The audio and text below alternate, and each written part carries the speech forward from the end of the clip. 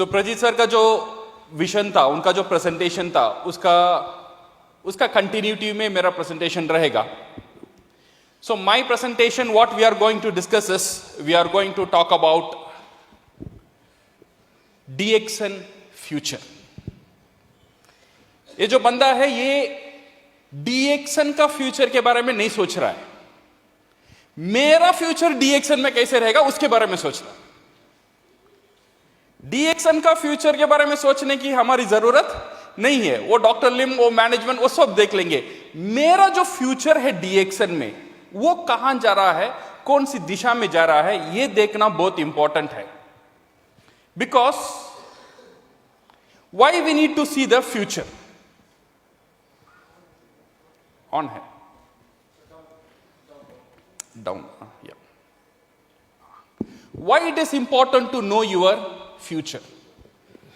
Because DXN में अगर हम देखेंगे, कई तरह के लोग, many people they are already successful in DXN.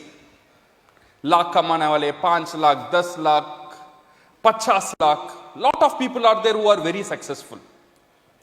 But कुछ लोग उसकी प्रयास में है, कोशिश में है सक्सेस होने के लिए.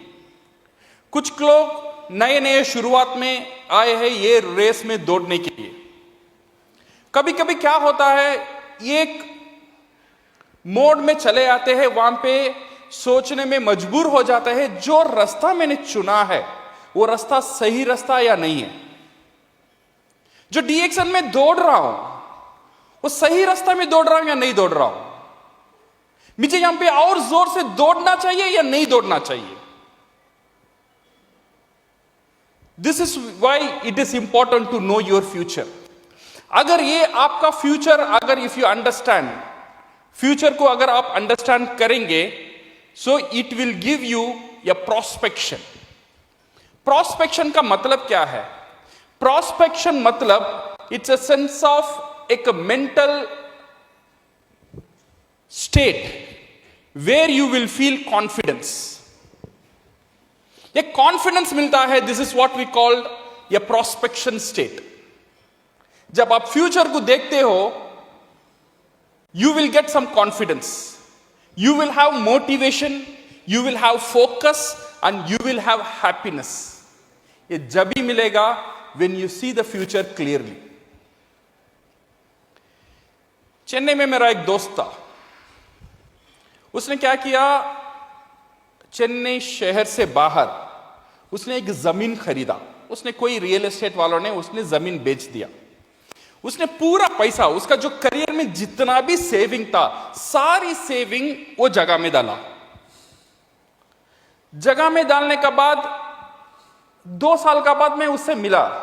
मैं पूछा तू कैसा है? वो बोल रहा उतना अच्छा नहीं हूं. क्यों? ये देखना, मेरा पूरा फ्यूचर में यहां पे डाल दिया. वो समय ये डिसीजन मुझे सही लगा, तो इसीलिए मैंने वहां पे डाल के पूरा जमीन खरीदा. बट अभी पता नहीं यहां पे कुछ डेवलपमेंट नहीं हो रहा है, और ये जमीन बेचना चाहूं या ना चाहूं, अगर बेचने के लिए लोग भी नहीं आ रहे, खरीदने के लिए लोग भी नहीं है, तो इसीलिए मैं परेशान हूं. मुझे पता नहीं मेरा फ्यूचर क्या होगा. तो मैंने उसे बोला, अच्छा यू डोंट वरी, मेरे कुछ दोस्त है, मैं उनसे पूछूंगा अगर ये जमीन को कैसे बेचने के मैं तुझे इंतजाम कर रहा हूं. मेरा एक दोस्त था CMDA में, चेन्नई मेट्रोपॉलिटन डेवलपमेंट अथॉरिटी में काम कर रहा है. मैं उससे पूछा, ये जमीन है, मेरा दोस्त वो बेचना चाहता है, तू अगर तेरा कोई कॉन्टैक्ट है तो मुझे बता.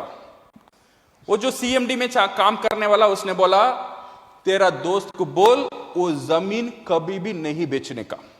बिकॉज वो जो जमीन है ना, उसका पास मेट्रो ट्रेन का एक बड़ा हब आने वाला है.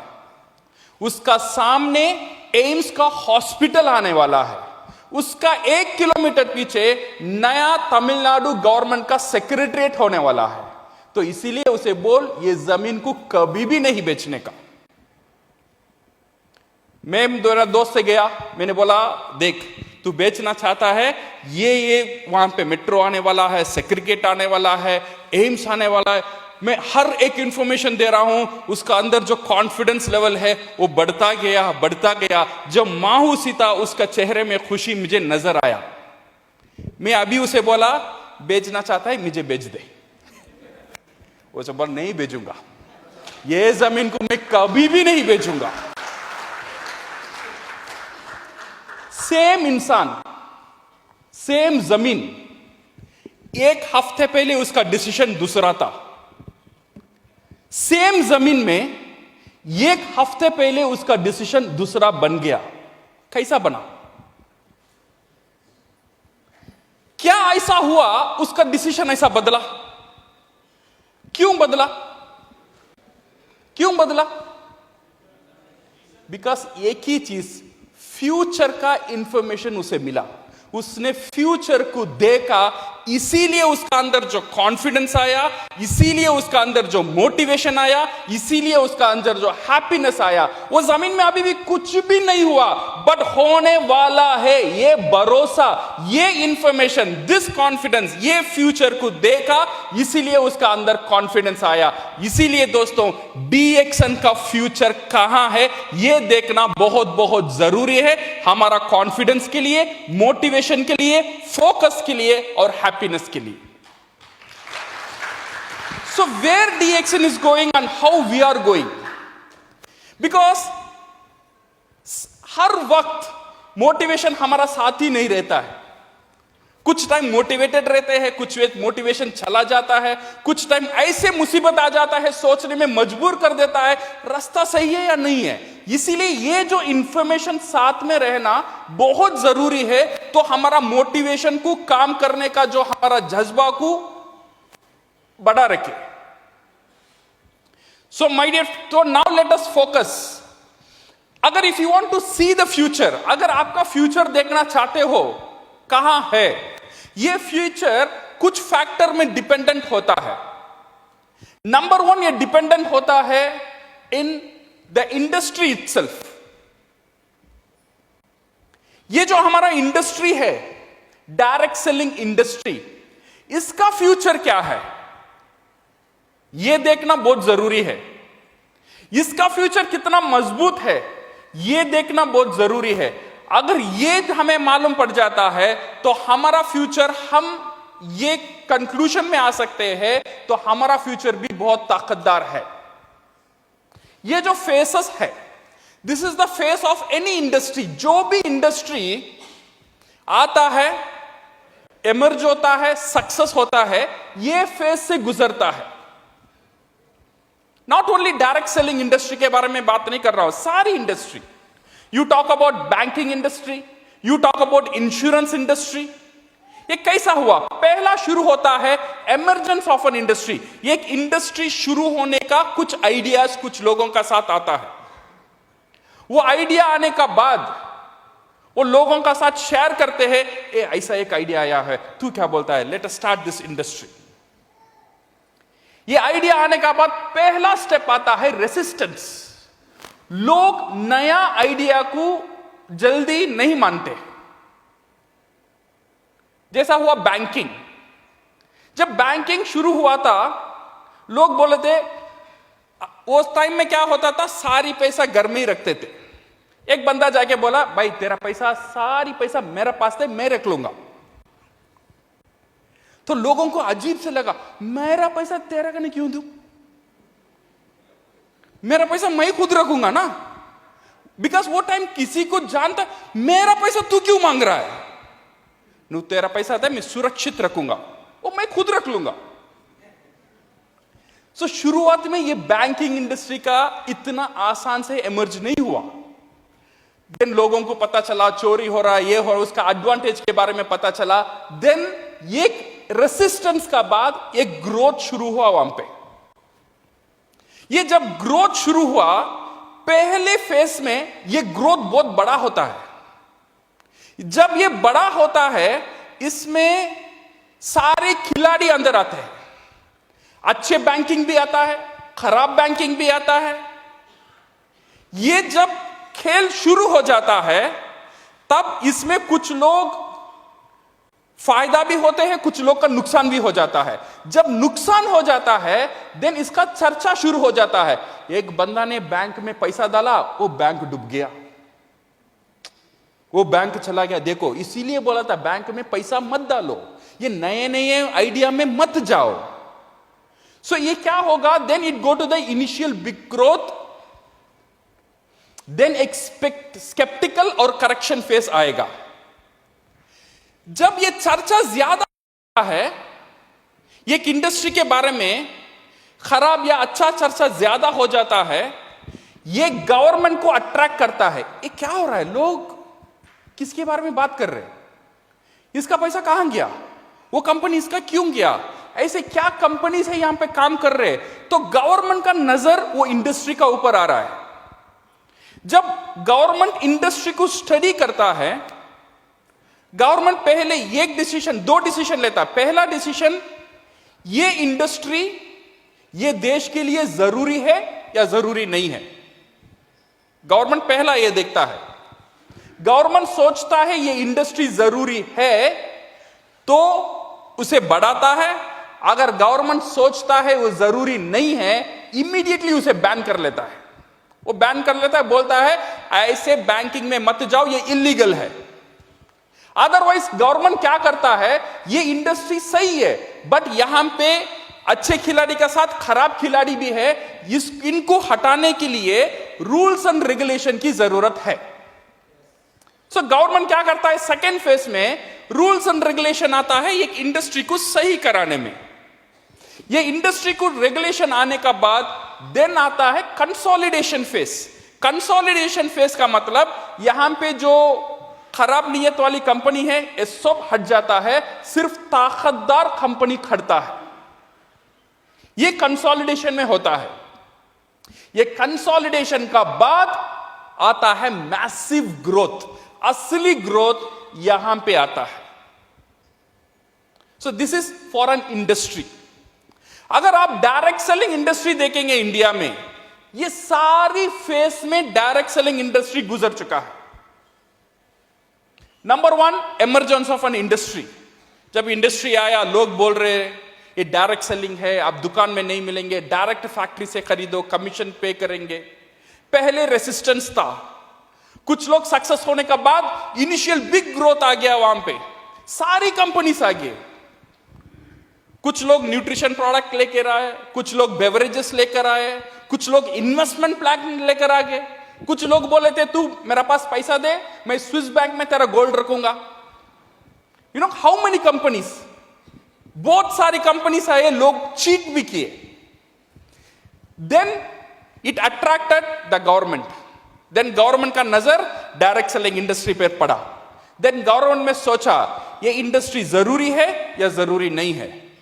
अगर जरूरी नहीं होता गवर्नमेंट में इमीडिएटली वो टाइम में बैन लगाता था, पर गवर्नमेंट ने बैन नहीं लगाया। गवर्नमेंट ये जानता है ये इंडस्ट्री जरूरी है इंडियन इकोनॉमी को बढ़ाने के लिए, इसीलिए गवर्नमेंट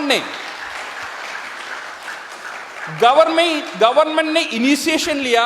इसे अभी प्रोटेक्ट करना गवर्नमेंट की जिम्मेदारी है। And that is the reason in 2020 the ministry of consumer affairs came with the regulation. Direct selling industry का ऊपर एक्ट लेकर आए। देन वो एक्ट आने का बाद जो बैड एलिमेंट्स था ये कंपनी, ये इंडस्ट्री का अंदर, वो धीरे धीरे बाहर हटना शुरू हुए। इसका बाद यहां से शुरू होने वाला है असली growth for this industry, that is what we call the massive growth. बहुत बड़ा एक ग्रोथ ये इंडस्ट्री में अभी आने वाला है। अब तक जो देख रहे हैं ये सारी यहां तक का खेलता, ये कंसोलिडेशन ऑफ इंडस्ट्री तक खेलता।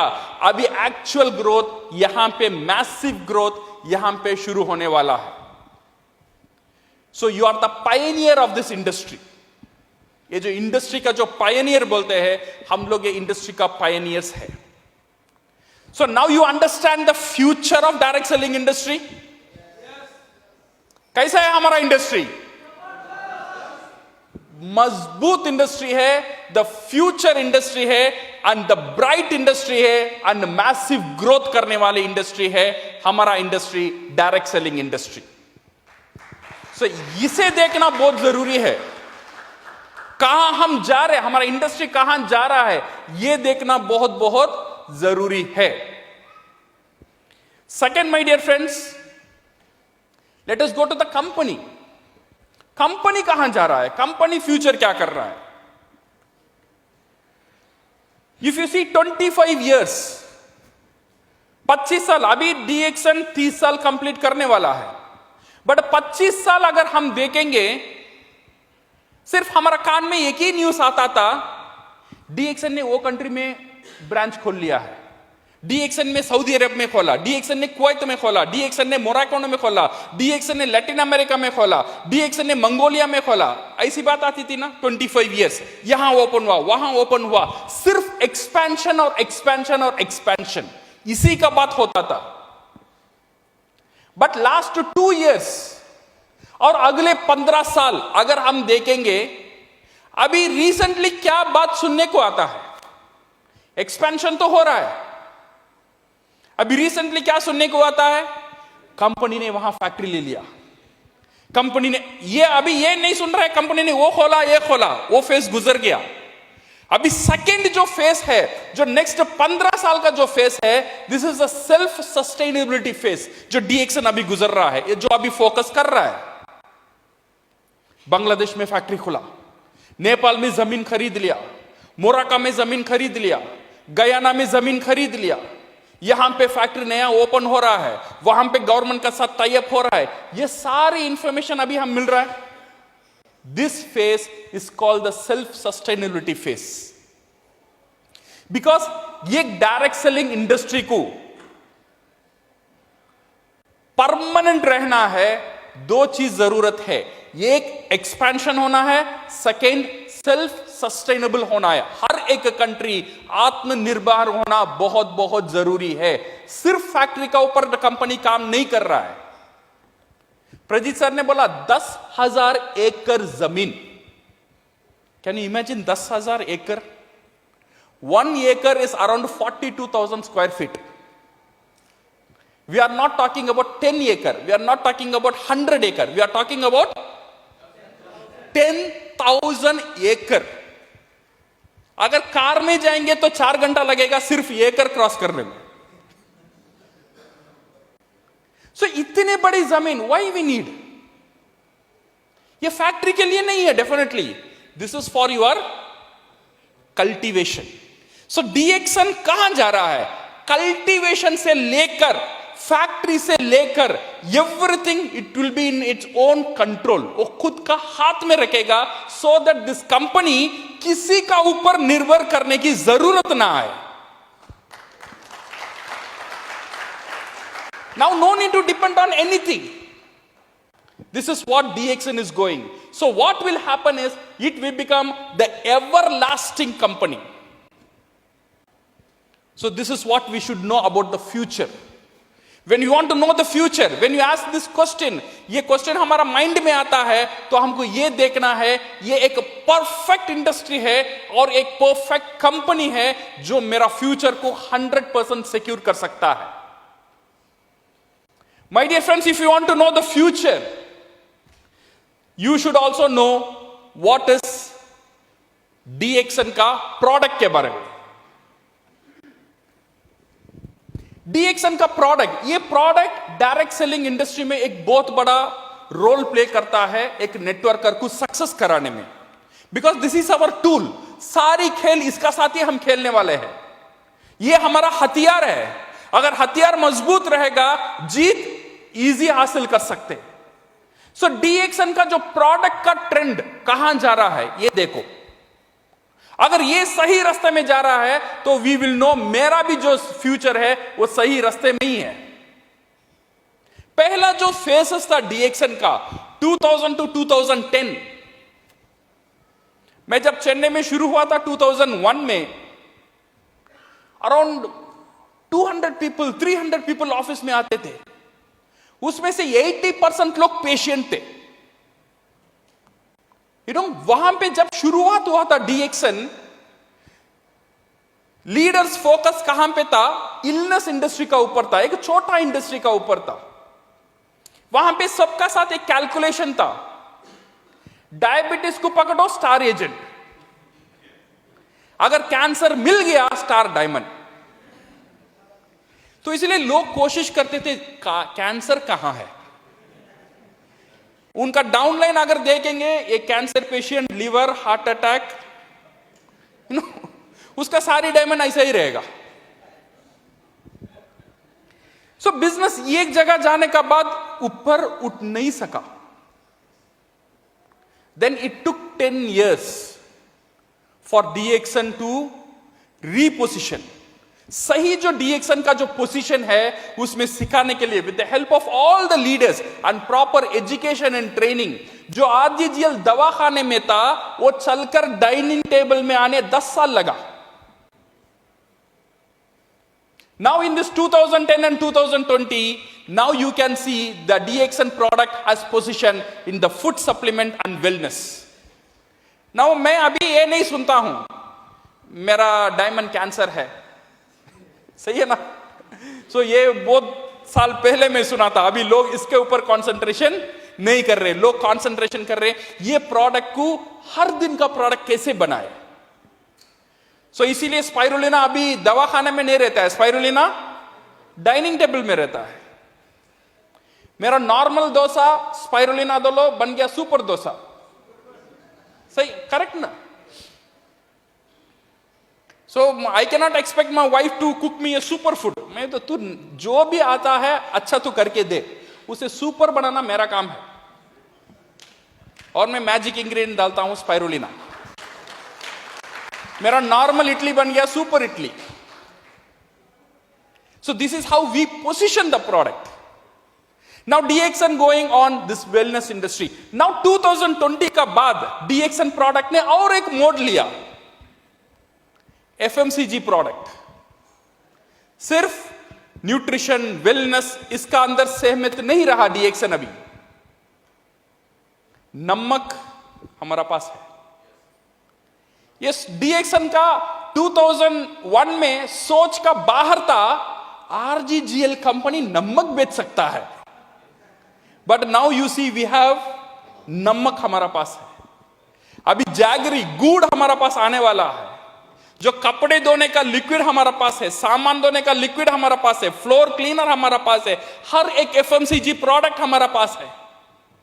और इतना बड़ा फैक्ट्री तेलंगाना में 200+ प्रोडक्ट आएगा। आप जो भी प्रोडक्ट का नाम लेओगे वो प्रोडक्ट डीएक्सन का साथ रहेगा। This is what the future. आपका जो हथियार है कितना मजबूत होने वाला है और कितना मजबूत है अभी वो समझना बहुत जरूरी है प्रोस्पेक्शन के लिए, वो कॉन्फिडेंस के लिए। अगर ये सही रास्ता में जा रहा है तो मेरा फ्यूचर भी सही रास्ता में जा रहा है। If you want to know the future, you should know about your action trend. मैंने बोला 3 चीज, इंडस्ट्री, कंपनी, प्रोडक्ट एक तरफ, आपका फ्यूचर डिपेंड होता है आपका काम से, ये और एक तरफ। Your action trend is also very important. पहले हम देखेंगे ये जो स्टेजेस है, ये जो फेसेस है, एक नॉर्मल नेटवर्कर का फेसेस ऐसे ही गुजरता है। पहला फेस होता है स्टार्टिंग स्टेज, जब वो मेंबरशिप साइन करता है और डीएक्सन में आ जाता है। This is what we call the starting stage. Starting stage आने का बाद देन ही बिल्ड द बिजनेस, ट्रेनिंग लेना, प्रोडक्ट बेचना, स्पॉन्सरिंग करना, सेमिनार अटेंड करना, वो बिल्ड करता है। बिल्ड करने का बाद थर्ड स्टेज आता है मोमेंटम। मोमेंटम फेज का मतलब उसका स्टेटस बड़ा होना शुरू होता है। स्टार एजेंट बन गया, स्टार रूबी बन गया, स्टार डायमंड, और बोनस भी बढ़ना लगता है और स्टेटस भी बढ़ना लगता है। This is what we call the momentum. एक मोमेंटम, एक तेज रफ्तार पड़ता है। This is what the momentum stage. एक मोमेंटम स्टेज का बाद एक आता है स्टेबिलिटी स्टेज। वहां पे लीडर को महसूस होता है अभी मेरा बिजनेस सुरक्षित है, मेरा बिजनेस ऑटोमेटिकली बढ़ रहा है, this is what we call the stability stage. वो स्टेबिलिटी स्टेज का बाद आता है सक्सेशन स्टेज। दैट मींस उसका नीचे लीडर तैयार हो गए, अभी ये बिजनेस मेरा ऊपर डिपेंडेंट नहीं है, वो ये डिपेंडेंसी मेरा टीम का साथ चला गया है। अगर अभी मैं रहूं या ना रहूं ये बिजनेस चलता ही रहेगा, मैं काम करूं या ना करूं, मैं इंडिया में रहूं या गोल्डन वीसा लेकर दुबई में चले जाऊं, मेरा टीम काम करता ही रहेगा, जो प्रोफेसर का साथ हो रहा है। सक्सेशन स्टेज उन्होंने दे दिया, ये बिजनेस अभी तुम्हारा है, संभालो, बिकॉज उनको ये भरोसा आ गया ये लीडर इतना बढ़ गए ये बिजनेस वो खुद संभाल सकते हैं। Then you go to the retirement stage.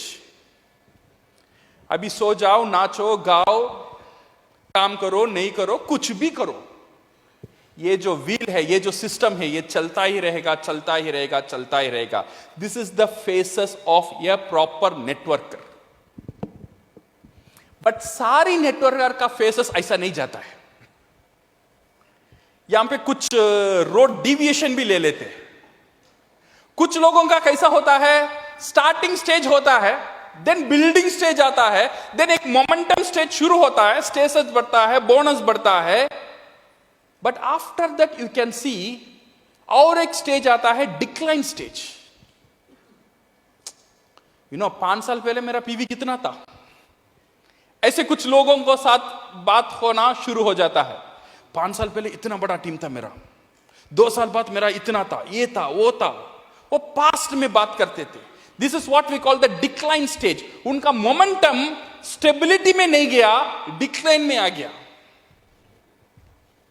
ये डिक्लाइन स्टेज जाने का बाद ये एक जगह आता है we called captive stage. Captive stage का मतलब बोनस एक जगह गिरकर वहीं रुक जाता है, ऊपर भी नहीं जाता है और नीचे भी नहीं आता है। इसे मेंटेन करने के लिए वो लीडर को पूरा ताकत देना पड़ता है। अभी ये लीडर ये छोड़ भी नहीं सकता है, कंटिन्यू भी नहीं कर सकता है। 10 साल हो गया, कैसे छोड़ूं? अभी कंटिन्यू करूं उसमें भी मजा नहीं है, अपलाइन भी बात नहीं सुनता है, डाउनलाइन भी नहीं सुनता है, अकेले अकेला महसूस कर रहा हूं। ये कैप्टिव स्टेज, ये कैप्चर स्टेज में आ जाता है ये तरह के networker. After this captive stage this we what we called an unhappy stage. जो बोनस, जो वॉल्यूम आ रहा है उसे उतना हैप्पीनेस नहीं देता है, तो ये लीडर वो अनहैप्पी स्टेज में ही कंटिन्यू करता है। सो हाउ टू चेंज ये जो स्टेज है, ये momentum stage, you should not go to the decline stage. ये आना चाहिए कहां पे? स्टेबिलिटी स्टेज में आना चाहिए, देन सक्सेशन में जाना चाहिए, देन ये रिटायरमेंट में जाना चाहिए। How to do that? ये करने के लिए हर एक नेटवर्कर का 3 अवतार रहता है। ये 3 अवतार में वो नेटवर्कर गुजर कर आएगा, देन वो स्टेबिलिटी, सक्सेशन, रिटायरमेंट स्टेज में जाएगा। अगर वो 3 अवतार वो कंप्लीट नहीं कर पाता है, या शायद एक अवतार कंप्लीट करता है, 2 अवतार कंप्लीट करता है, 3वां अवतार पे अंदर नहीं जाता है, उसका हाल बेहाल, ये डिक्लाइन स्टेज में अटक जाता है। नेटवर्कर का क्या अवतार है? We tell this is what we call the starters phase. सही है ना? जो नेटवर्कर शुरू करता है, एक सक्सेस स्टोरी सुनकर शुरू कर लेता है, देन मोटिवेट होता है, देन एक्साइटमेंट होता है, देन काम करना शुरू कर देता है, काम करता ही रहता है, काम करता ही रहता है, काम करता ही रहता है। उसका अंदर अगर हम देखेंगे सारी एक्साइटमेंट रहता है, पैशन रहता है और मोटिवेशन रहता है। This is what we called an amateur. Networking industry में ये अमेचर, काफी सारे लीडर, ऐसे लीडर आप पाएंगे। मोटिवेटेड रहेगा, पैशन रहेगा, एक्साइटमेंट रहेगा, बट उसका एक्साइटमेंट या पैशन जब कम हो जाएगा, उसका पीवी भी कम हो जाएगा। ये सारी बिजनेस उसका अंदर ही सराउंड करता है। सो इसीलिए my dear friends, only excitement and passion will not take you to success. You know, I have my uncle, मेरा एक अंकल है, उसे क्या हुआ, एक बार हार्ट ब्लॉक आ गया है। And I went to the doctor, doctor told it's a case of open heart surgery, surgery करना ही पड़ेगा और कोई उपाय नहीं है। उसका बेटी है, बेटा नहीं है, तो इसीलिए मुझे वो कंसर्न फॉर्म में साइन करना पड़ेगा। वो कंसर्न फॉर्म में लिखा है, अगर तेरा मामा को कुछ हो गया, डॉक्टर जिम्मेदारी नहीं है। पैसा पूरा मैंने दिया, बट फिर भी हमने कंसर्न फॉर्म में साइन किया। साइन करने के बाद हॉस्पिटल ने बोला नेक्स्ट वीक ऑपरेशन है, आ जाओ मामा को लेकर। मैंने लेके गया, देन वो इंट्रोड्यूस कर रहे थे, ये है तुम्हारा डॉक्टर जो आज सर्जरी करेंगे। तो ऐसा सर्जरी करने वाले थोड़ा जाके मुलाकात कर लेंगे, पूछ लेंगे कैसा है। मैंने वो डॉक्टर से गया, पूछा, डॉक्टर मेरा मामा है, एक ही मामा है, थोड़ा देख के करना। वो डॉक्टर ने बोला, don't worry mister Rafiq, I am really motivated. 2 हफ्ते से मैं एक्साइटेड हूं तेरा मामा पे ऑपरेशन करने के लिए। मेरा अंदर पूरा मोटिवेशन है और पूरा एक्साइटेड है, मैं पूरा पैशनेट भी हूं। ये सुनने के बाद मैंने पूछा, ये डॉक्टर, ये तुम्हारा कितना ऑपरेशन है? उसने बोला, अभी तक मैंने ऑपरेशन नहीं किया, बट मैं motivated, you don't worry, because अभी तक मुझे केस नहीं मिला, अभी तुम्हारा मामा मिला है, मैं रख के कर दूंगा। माय गॉड, तेरा मोटिवेशन के लिए मेरा मामा को मैं कुर्बान करूं? सिर्फ मोटिवेशन है, एक्साइटमेंट है, स्किल है, लेटर। ट्रेनिंग देना जानते हो? नहीं नहीं नहीं नहीं, एक्साइटेड हूं। प्रोडक्ट नॉलेज है, मोटिवेटेड हूं। एक टीम को हैंडल कर सकते हो, पैशनेट हूं डीएक्सन में, डीएक्सन से बहुत प्यार करता हूं। ज्ञानोधर्मा के बारे में बोलो, बाद में बोलेंगे, मेरा प्यार देखो डीएक्सन। मार्केटिंग प्लान जानते हो? अरे वो सब बाद में। यू सी मी, कितना एक्साइटेड, मैं स्टेज में कैसा कूदता हूं वो देखो ना। My dear friends, excitement, passion और मोटिवेशन जैसा वो डॉक्टर का पास मेरा मामा, वो नेटवर्कर का साथ नया मेंबर, उसका हाल क्या होगा? वो क्या गाइड करेगा उसे, वो क्या सक्सेस बनाएगा उसे, वो खुद नहीं जानता है क्या करे। इसीलिए ये 2 अवतार काफी नहीं मेरे दोस्तों। You have to enter into third अवतार, एंड थर्ड अवतार we called a professional networker, where you concentrate on the skill development. ये प्रोफेशनल कैसा बनता है? ये दोनों, ये अमेचर, ये प्रोफेशनल का फर्क क्या है? Amateurs work for the result, professionals work on the process. Always remember, amateur क्या करते हैं? रिजल्ट में काम करते हैं, और प्रोफेशनल क्या करते हैं? प्रोसेस में काम करते हैं। रिजल्ट क्या है, प्रोसेस क्या है? रिजल्ट का मतलब क्या है? हर महीना कितना पीवी करना है? कितना करना है? कोई बोलता है 3000, कोई बोलता है 5000, कोई बोलता है 1000। तो हमारा कॉन्सेंट्रेशन कहां है? This is what we call result. 1000 करो, रुक जाओ, बस बस हो गया। 1000 करने के लिए बोनस आ जाएगा ना, तो 1000 ही करो, या 3000 करो, काफी है। So we concentrate only on the process, only on the result. ये रिजल्ट ले आने का एक प्रोसेस है। What is the process? Become a strong distributor. अगर हम अच्छा डिस्ट्रीब्यूटर बनेंगे, this result will keep on increasing, keep on increasing, keep on increasing. इसका प्रोसेस ही है एक डिस्ट्रीब्यूटर को ताकतदार डिस्ट्रीब्यूटर बनाना और ज्यादा प्रोडक्ट डिस्ट्रीब्यूट करना। बिकॉज हमारा नाम क्या है डीएक्सन में? हमारा पहचान क्या है? You are not a sponsor. Company ने आपके स्पॉन्सर करके नहीं बुलाया, क्या बोल के बुलाया आपको? काम क्या है हमारा? डिस्ट्रीब्यूट करना। 5 साल पहले 3000 पीवी, 5 साल का बाद 3000 पीवी। तो मेरा जो काम क्या हुआ? Forget about your downline.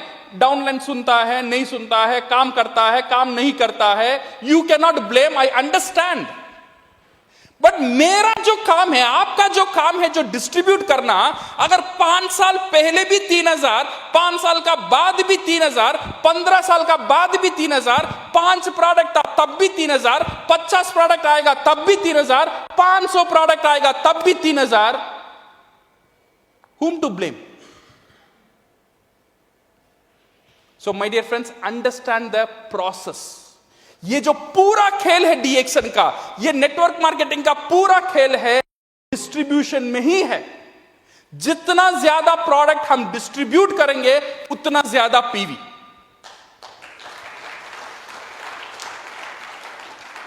But हम तो डाइट में डाल देते हैं पीवी को। 3000 वहीं रुक जाओ, 5000 करेंगे तो बड़ा स्पाइरुलिना मिलेगा, वो महीना कर लेना, अदरवाइज नहीं करेंगे। ये जो 50 प्रोडक्ट आ गया, लोग बोलते हैं कंबुचा। कंबुचा कैसा था? ये बहुत जबरदस्त, नहीं जबरदस्त, आपका पीवी में पता चलेगा। ये कंबुचा आने के बाद भी सेम 3000 ही है, कंबुचा का फायदा ही नहीं है।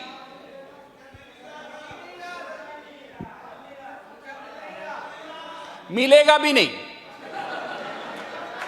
ये मिलने वाला भी नहीं, बिकॉज जो लोग पर्सनल पीवी नहीं बढ़ाते हैं उनको कंबुचा नहीं मिलेगा।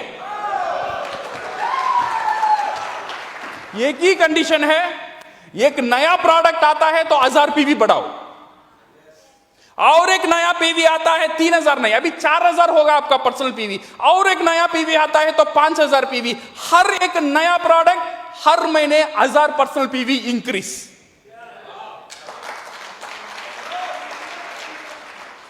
वाव टाव सब ठीक है, अभी वो पीवी में क्या करना है वो देखो। Because my dear friends, please understand, ये पूरा खेल यहां पे ही है। प्रोडक्ट का खेल है, डिस्ट्रीब्यूशन का खेल है, आपका पर्सनल पीवी बढ़ाने का खेल है। You see this one, India and Peru, जो प्रजीत सर ने बात कर रहे थे। इंडिया का पॉपुलेशन 140 करोड़, पेरू का population 3.7 crore.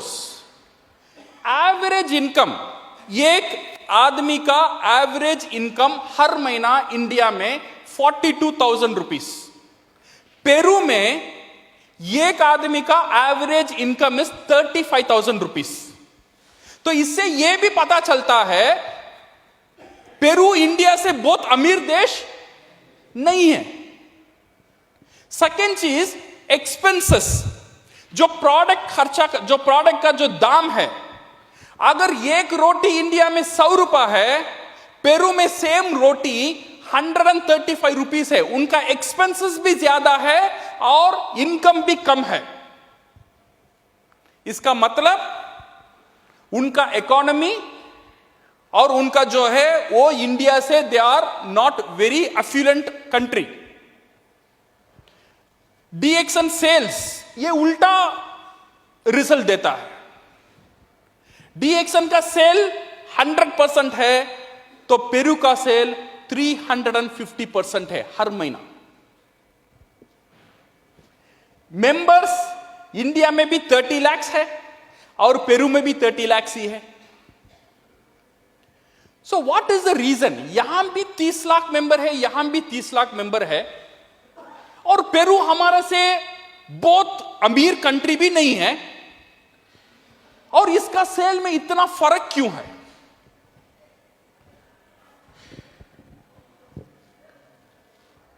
Because of the personal PV and the average purchase.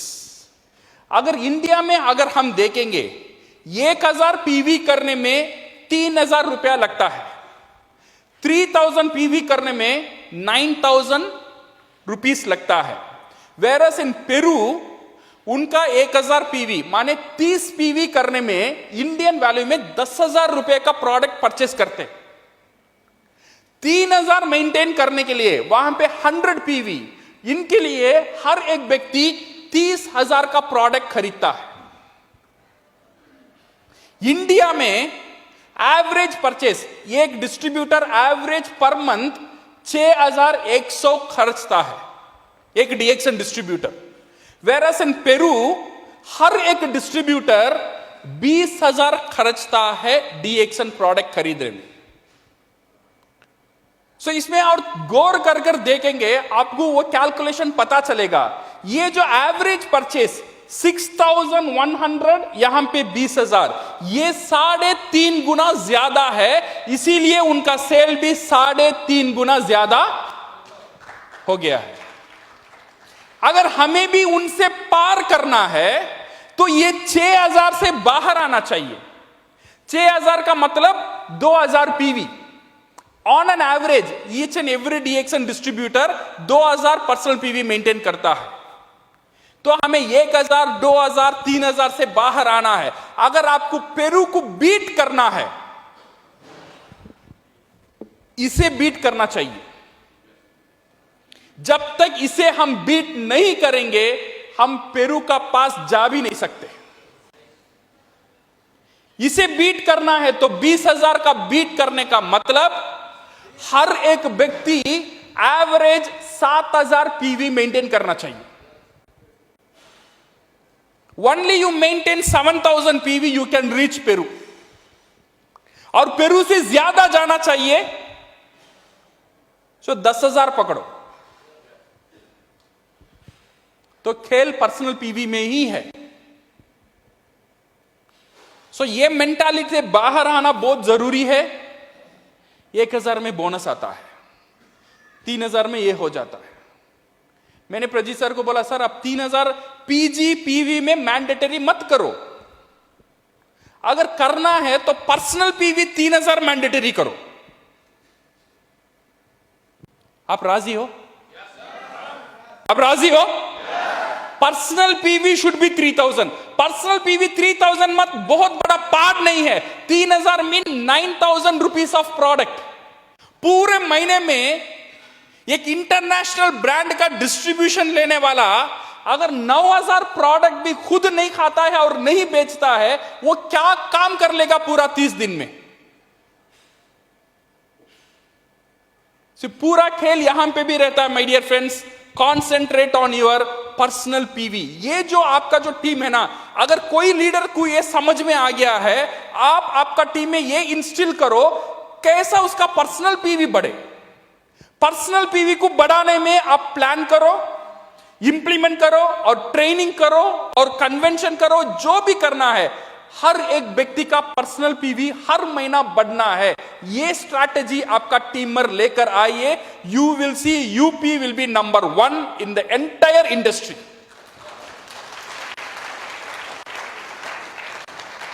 हम कर सकते हैं?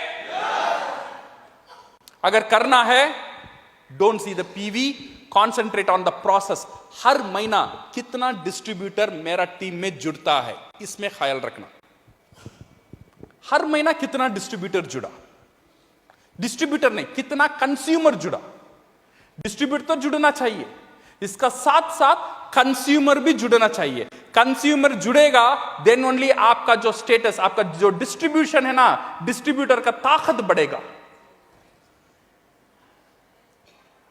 When you become star agent, इसका मतलब क्या है? एक नॉर्मल डिस्ट्रीब्यूटर से आप ताकतदार डिस्ट्रीब्यूटर बन गए हो, star agent distributor. Star ruby का मतलब क्या है? और ताकतदार, star ruby distributor. Star diamond means और ताकतदार, star diamond distributor. Crown diamond means मजबूत डिस्ट्रीब्यूटर। क्राउन एम्बेसडर मींस बहुत बड़ा मजबूत डिस्ट्रीब्यूटर। बट प्रॉब्लम क्या होता है? ये स्टेटस मजबूत होता ही जाता है, ये जो काम है डिस्ट्रीब्यूटर का वो उतना मजबूत नहीं होता है। स्टार एजेंट में भी 3,000, स्टार रूबी में भी 3,000, बट स्टेटस देखो मजबूत बन गया, काम बना। ये जो इक्वेशन की समझना बहुत जरूरी है। As a networker you should think on this values. ये जो खेल है, ये जो इक्वेशन है, ये जो मैथमेटिक्स है जो पर्सनल पीवी का, इसमें थोड़ा ध्यान देना, इसमें थोड़ा होमवर्क करना, थोड़ा समझना। अगर पर्सनल पीवी बढ़ता है, क्या क्या इंपैक्ट आपका नेटवर्किंग में आ सकता है, तो आपका ट्रेनिंग, आपका मोटिवेशन और आपका पूरा ग्रुप मीटिंग्स, एवरीथिंग, ये जो पर्सनल पीवी को बढ़ाने में ये एक इंपॉर्टेंट पार्ट होना चाहिए। So my dear friends, fall in love with the process and the result will automatically it will come. No matter how dirty your past is, your future is still spotless. Remember this. आपका जो past कैसा गया मुझे भी पता नहीं, आपको भी उतना गौर करने की जरूरत नहीं है, बट आपका फ्यूचर जो है बहुत ब्राइट है, बहुत बहुत उज्जवल है और बहुत स्ट्रांग है। Because your future, you are in the wonderful and the strongest and everlasting industry. You are in the direct selling industry. And you are in the DXN company, the most stable company in the entire world in this industry. और आपका जो product है, you name it we will have it, आप नाम लो वो हमारा पास रहेगा। ऐसे मोड में DXN का प्रोडक्शन चल रहा है। And your action should concentrate on the process. सिर्फ रिजल्ट में कॉन्सेंट्रेट मत करो, अगर प्रोसेस में आ जाएगा you will get that prospection, वो confidence, you are in the right system. Because DXN का जो सिस्टम है इज बिल्ट फॉर सक्सेस। हमारा जो सिस्टम हम बोलते हैं 3 ही स्टेप है।